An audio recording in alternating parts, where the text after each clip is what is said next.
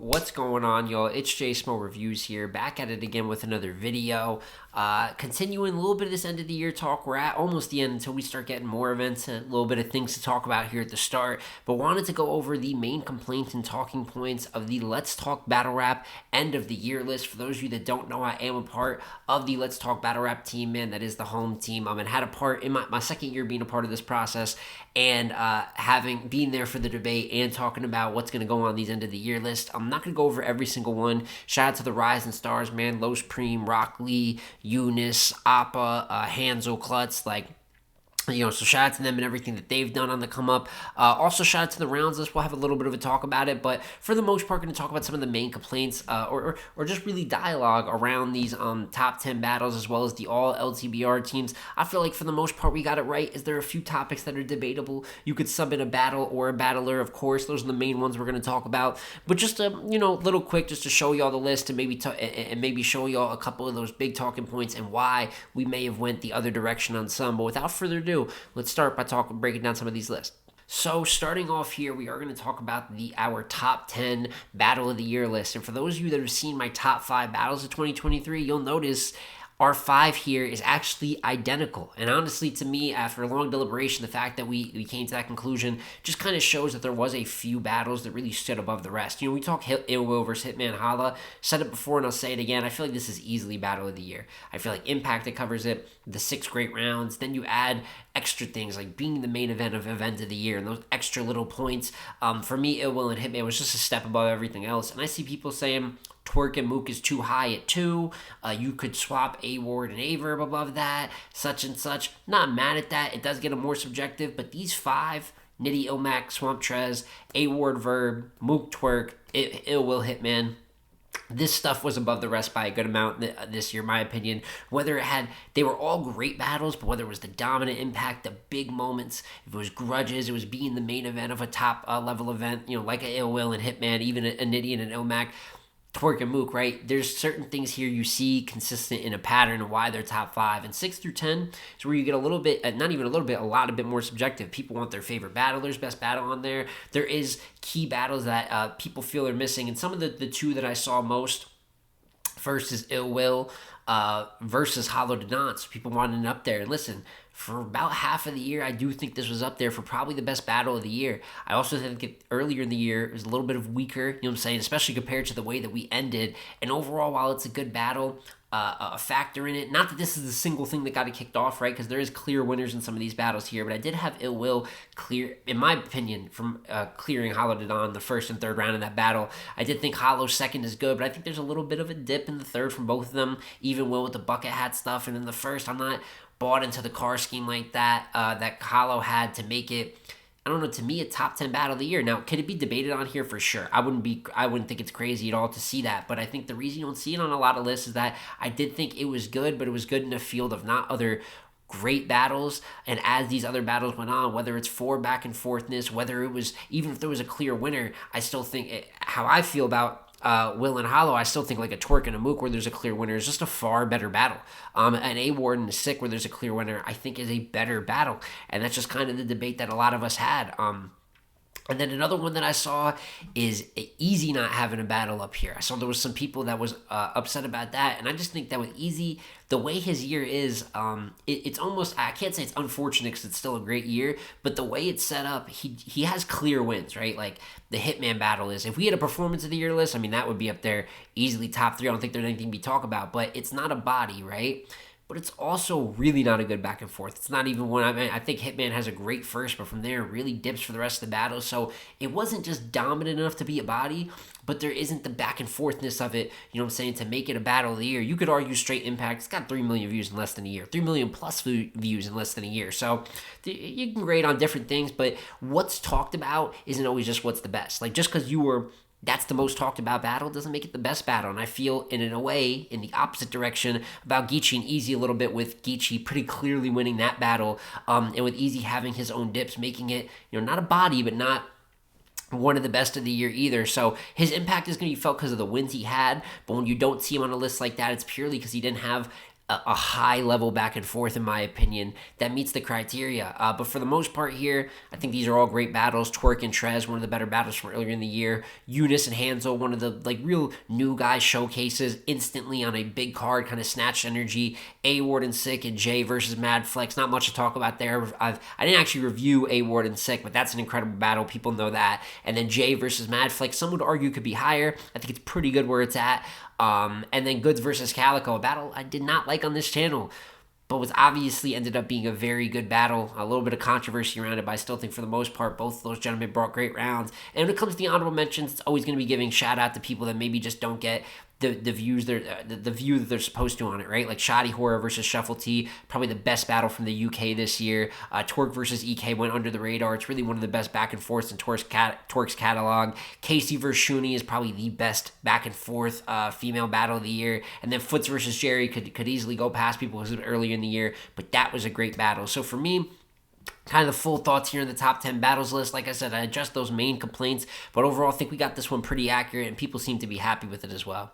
Next one that I really am not going to talk about as much, but just shed light really quickly, is our top 15 rounds of 2023. And this one just gets so hard to discuss because there's so much intricacies and things you could change around in spots. I mean, we have 15 rounds here. It doesn't get more subjective than just grading a round versus a round, different approaches, different moments, different things. And we had like 50 to 60 rounds on the ballot to choose from. So can't be mad at anyone that if you think Ill Will, one of his rounds for Hollow or Hitman should be on here, I can't be mad at you for that one, man. I can't be mad if you think Fonz. I know Fonz gave us, shout out Fonz, popped into the space last night when we were talking about this, said that he deserved a round on there. Obviously, he's got rounds real sick. Any of his rounds versus A Ward. Like, there's certain things that can be argued, but for the most part, just some of my key favorite rounds of the year. I love Swamp's third versus Chef Trez. Down here at 10, for me, one of my personal favorites of the year. And Appa's third versus Death, last one I want to talk about real quick. The rest of them, we all know how great they are. But around them, some people may be shocked to see it too. And listen, the battle itself between Appa and Death, I believe, has less than 10,000 views. So what is it that they did to counteract such a low level of impact compared to some other people here? And I just need you to go watch Appa's third versus Death. I mean, not only is it a very a round with deep message, extremely heavy hitting haymakers, but kind of the way that it in a very big match for iBattle, like headband match, which for them is like their championship match. Like King Dot's got the chain, right? They got the headband. And Death froze up after this. I mean, the round was so potent on its own that really, shout out to Death, I think he's very good, but you can literally see the confidence leave him, and he just freezes up and chokes. And I think that even though it might not have the watchable impact, when you watch it, you'll understand why a round like that is that high up this list. But for the most part, like I said, super subjective. And that's really what it comes down to. And then from there, we can get right into our all LTBR teams. And first one I wanted to discuss also real quick is the ladies team. Before I just get into addressing some of those complaints, right, that was on the main 15 all LTBR teams. And for the most part, I'm very happy with how this turned out. I'm happy with how all of our stuff turned out. I think shedding light across these talents is always the right thing to do. But specifically with this women's team, first team, Jazz, Hustle, Coffee, absolutely nothing to talk about there. Those were the three best women in ladies battle rap. QB has put in a lot of work over there on RBE, man. I know the full circle battle Eclipse, so we know about the jokes, so that gets talked about the most, right? But even besides that Eclipse win, which many people have, she's got the battle with RX. I thought was a pretty good look for her. The Caution, she really swept Caution up. And then Robin Ryan's probably the weakest win of the three, but it's still good to handle your business. She did end up losing to QB, but I didn't think that she was bad in that battle. And if she didn't, it's probably be about, you could debate maybe a couple spots up or whatever. I mean, we didn't rank these, but in just terms of her year, if that didn't happen with QB the way it did, the rank conversation may be a little bit different. And then you got Casey, who just put in work across the board. She battled Chirac, someone who is here on the second team. Her DNA battle, although she lost it, was very good, in my opinion. Battle of the night from that night. And then the Shuni battle is obviously impactful. And as I said, probably the best back and forth from the ladies this year. And the second team is where really the complaints were had. Not seeing, and it's not about taking anyone off, but it's about names that missed, right? Because I think Shayna, Chirac, First Lady, E-Heart, and Caution all have had good years and have done more than enough to earn being in this conversation. But the main two that I saw was Shuni and 40. People wanted Shuni on this list. People wanted 40 on this list. When it comes to Shuni, the Shug win, big time. The Casey battle, like I give Casey credit for, big time. Although Shuni was very, very stumbly in that battle as she is, but you also got to account to the fact that Shuni has 2 deaths on the year. Coffee Brown, 30 loss. Miss Hustle, body bag, 30 loss. I think they're both in the body bag territory, but specifically the Hustle one is rough. So for me, it's just multiple lows and just too many multiple lows to have her on the list. And really the same for 40 bars. I think the John John battle is her peak. Listen, beating John John Denon is no easy feat. It's probably one of the best wins of anyone on this list. But the Yoshi battle is a mess. It's incomplete. You choke. A lot of people have her losing. I thought it was 1-1 before the battle ended, but is what it is. And then I had her losing to Coffee in what really wasn't a good battle.